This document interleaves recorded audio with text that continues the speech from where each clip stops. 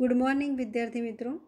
આજે આપણે ઇંગ્લિશમાં unit 5 read two no main are foreign James Kirkup. James Kirkup એક કવિ, લેખક અને પ્રવાસ વર્ણનકાર હતા. તેમણે નવલકથાઓ, નાટિકાઓ, કવિતાઓ લખી છે.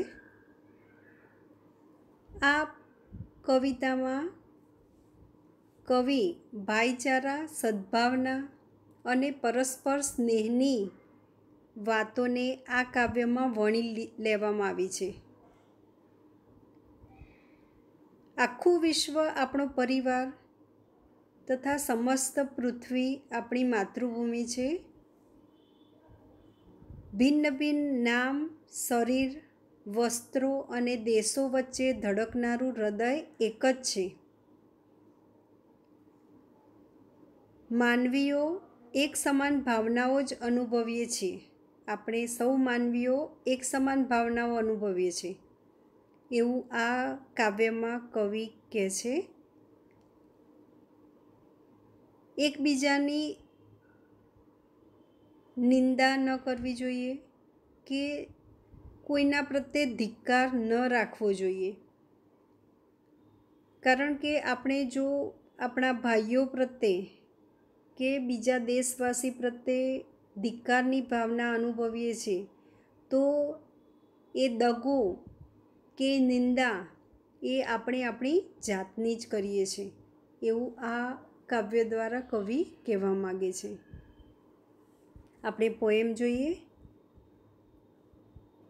નો મેન કોઈ માણસ,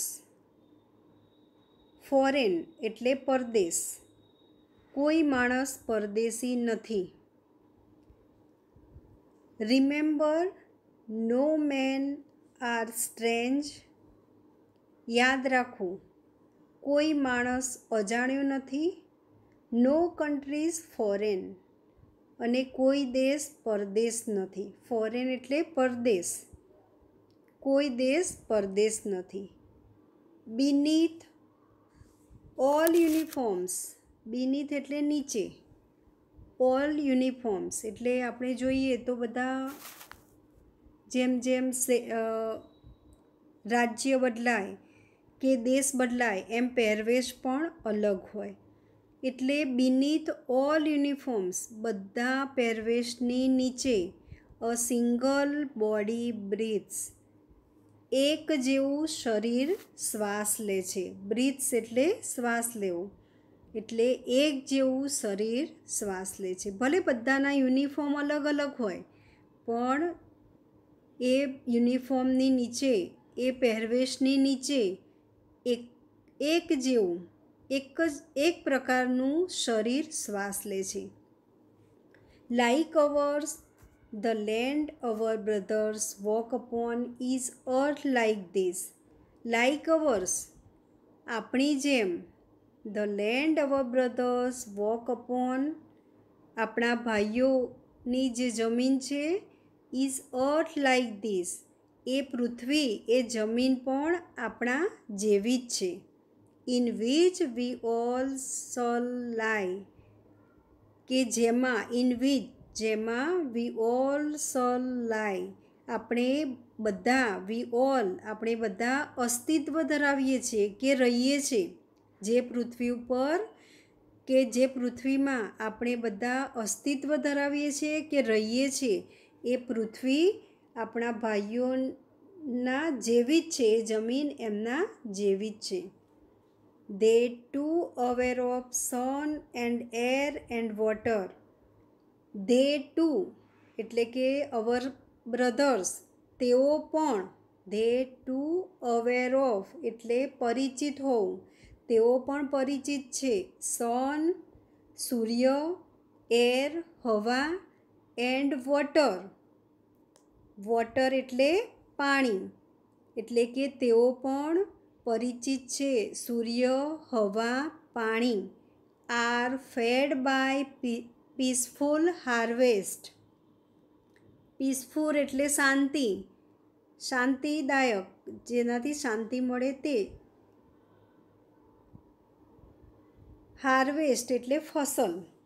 શાંતિની ફસલથી આર ફેડ એટલે પોષાયેલા છે, પોષિત થયેલા છે. તેઓ શાંતિની ફસલથી પોષિત થયેલા છે. By wars, long winter, starved. અહીંયા જે સ્ટાર્વડ શબ્દ છે તે સ્ટાર્વેશન. સ્ટાર્વેશન એટલે ભૂખ. અને આપણે બધા જાણીએ છીએ કે વિન્ટરના દિવસો હોય એ લાંબા હોય એટલે long winter wars, long winter, starved. લાંબા શિયાળાના યુદ્ધથી ભૂખ્યા. લાંબા શિયાળાના યુદ્ધથી ભૂખ્યા આ લોકો પોષાય છે, પોષિત થાય છે. શેના દ્વારા? By peaceful harvest. શાંતિની ફસલથી પોષિત થાય છે. એટલે યુદ્ધના દિવસોનો ભૂખમરો છે એક તો. અને યુદ્ધ થાય એટલે વાતાવરણ કેવું થઈ જાય? અશાંત થઈ જાય. બરાબર. એટલે શાંતિની ફસલથી પોષિત થાય છે, એમની ભૂખ મિટાવે છે. Their hands are ours. તેઓના હાથ આપણા જ છે. And in their lines we read a labour. અને તેમની હસ્તરેખામાં, ધેર લાઇન્સ એટલે હસ્તરેખાઓમાં, વી રીડ એ લેબર આપણે શ્રમ જોઈએ છીએ, શ્રમ વાંચીએ છીએ. Not different from our own. જુદો નથી ફ્રોમ અવર ઓન. આપણી હસ્તરેખામાં જે શ્રમ લખેલો છે, શ્રમ છે, તેનાથી સહેજ પણ એ જુદો નથી. અવર ઓન આપણા પોતાના હસ્તરેખામાં જે શ્રમ છે એનાથી તે સહેજ પણ જુદો નથી. અહીંયા લાઈન બરાબર સમજી લેજો. ધે ટુ અવેર ઓફ સન. તેઓ પણ પરિચિત છે, તેમને પણ જાણ છે સૂર્ય, હવા અને પાણી. Are fed by peaceful harvest. અને આર ફેડ પોષાય છે અથવા પોષિત થયા છે.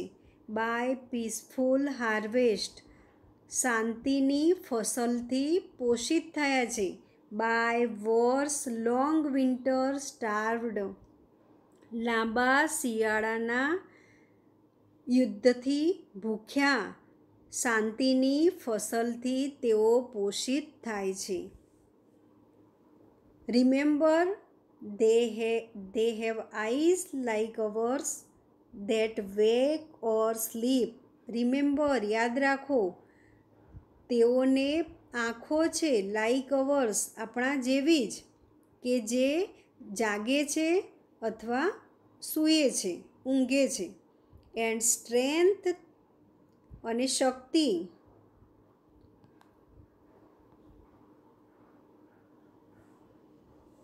સ્ટ્રેન્થ એટલે શક્તિ. That can be won by love. અને એમની શક્તિ કે જે આપણે જીતી શકીએ છીએ બાય લવ, પ્રેમથી, પ્રેમ દ્વારા આપણે તેમની શક્તિને જીતી શકીએ છીએ. In every land is common life. દરેક ભૂમિખંડમાં કોમન લાઈફ એટલે સરખું જીવન છે. પૃથ્વીના દરેક ભૂમિખંડ પર કોમન લાઈફ સરખું જીવન છે. That all can recognise and understand. કે જે બધા ઓળખી શકે છે અને સમજી શકે છે. Let us remember. ચાલો આપણે યાદ કરીએ. વેનેવર વી આર ટોલ્ડ. જ્યારે પણ આપણને કહેવામાં આવ્યું છે ટુ હેટ અવર બ્રધર્સ. ટુ હેટ એટલે ધિક્કારવું. આપણા ભાઈઓને ધિક્કારવાનું આપણને કહેવામાં આવ્યું છે. It is our સેલ્વ્સ. એ આપણી જાત જ છે. That we shall ડિસ્પોઝેસ. ડિસ્પોઝેસ એટલે અધિકાર છીનવી લેવો, હક ખૂંચવી લેવો. એ આપણે જ છીએ કે જે આપણો હક છીનવી લઈએ છીએ. બિટ્રે એટલે દગો દેવો. આપણે આપણી જાતને જ દગો દઈએ છીએ. કન્ડેમ એટલે નિંદા કરવી. અને પોતાની જ નિંદા કરીએ છીએ.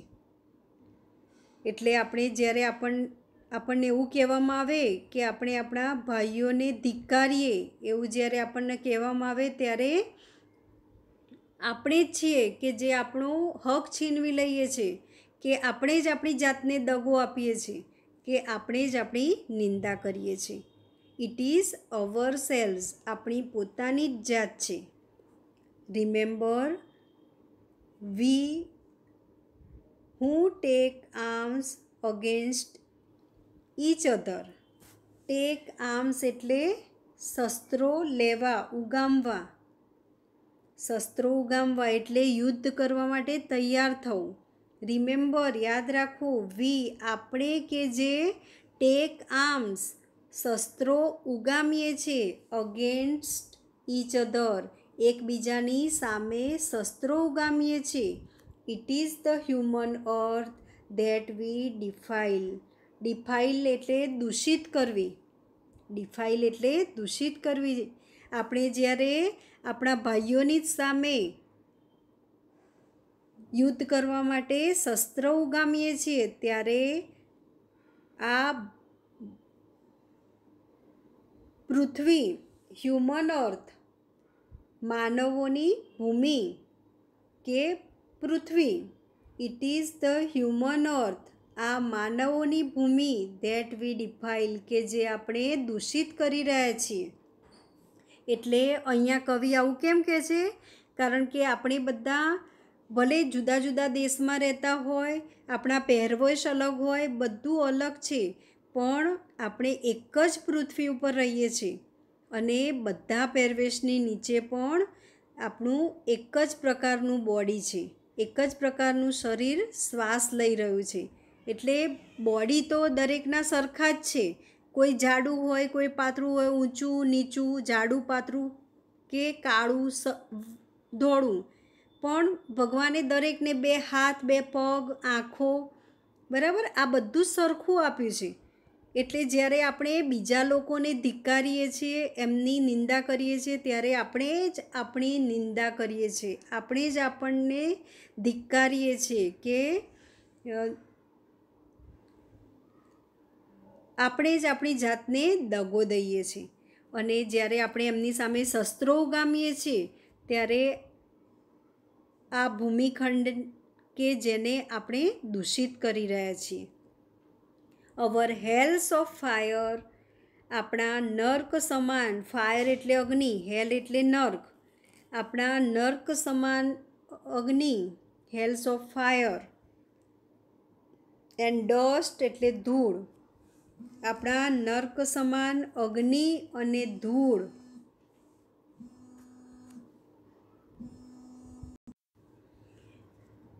અવર હેલ્સ ઓફ ફાયર એન્ડ ડસ્ટ, આપણું નર્ક સમાન અગ્નિ અને ધૂળ,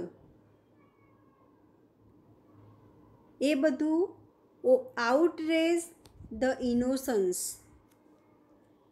આઉટરેજ એટલે ઉલ્લંઘન કરવું, ઇનોસન્સ એટલે નિર્દોષતા. અહીંયા નિર્દોષતા એટલે જે પૃથ્વીની કે હવાની શુદ્ધતા છે એ અર્થમાં અહીંયા બતાવવામાં આવી છે. એટલે આવો અગ્નિ અને ધૂળ એ આપણું જે વાતાવરણ છે, વાતાવરણની શુદ્ધતા, એનું ઉલ્લંઘન કરી રહ્યું છે, એટલે કે એને બગાડી રહ્યું છે. ઇનોસન્સ એટલે નિર્દોષતા, નિર્દોષતાનું ઉલ્લંઘન કરી રહ્યું છે. Of air that is everywhere hour on, અને એ હવા કે જે બધી જ જગ્યાએ આપણી પોતાની છે. Remember, no main are foreign, કોઈ માણસ પરદેશી નથી, એન્ડ નો કન્ટ્રી સ્ટ્રેન્જ, અને કોઈ દેશ અજાણ્યો નથી.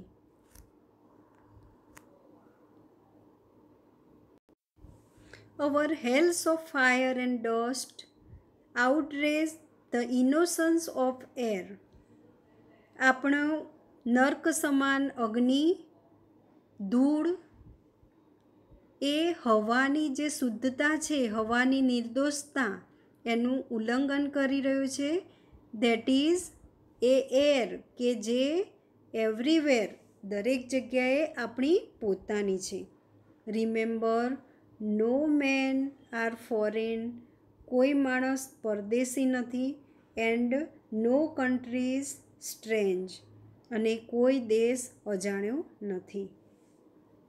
વિદ્યાર્થી મિત્રો, આ પોએમ એકવાર ફરીથી વાંચી લેજો, બધા શબ્દો જોઈ લેજો. અહીંયા પોએમ પૂરી થાય છે.